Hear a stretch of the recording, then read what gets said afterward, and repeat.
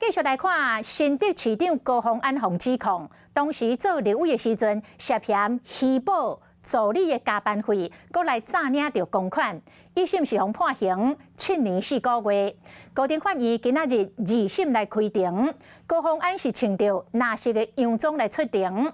高虹安嘛提出着诉状来讲伊的心境，讲一审宣判迄天，伊一生拢未放袂记哩。伊讲伊的内心感觉非常的委屈。有什么委屈想要说吗？小心哦，小心哦！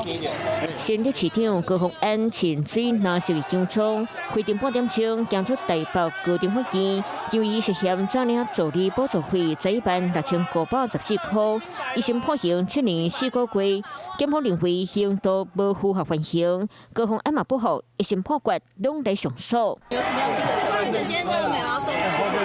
今仔日高等法院二审头一摆开庭，高虹安透过诉状讲心内话，713年7月2日这一天，我一世人拢未放袂记哩，我感觉真委屈，嘛家己出32万，家己请助理含费奖金，绝对无小贪的动机含行为。检方就讲前助理黄慧文讲，会记哩陈玉凯家讲，拖子这是为着理由，是要互我好做代志，认定就是要替高虹安诈领助理费。高虹安嘛接招，希望高院传唤一审证人，搁一摆出庭作证。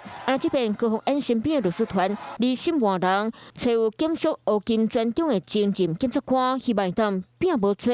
家人也希望就是为了自己的名声，可以继续试试看，相信台湾司法有机会可以还一个公道这样。前助理王秀文一审被判刑2年，直直假罪。开庭结束受访问，共款法官往，希望司法限期深表。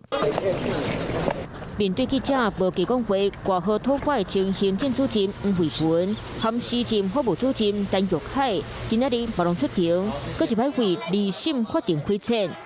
Hello， 我是庄慧琪。想要抢先掌握最及时的新闻资讯吗？赶快订阅、按赞、开启小铃铛，锁定华视新闻 YouTube 频道。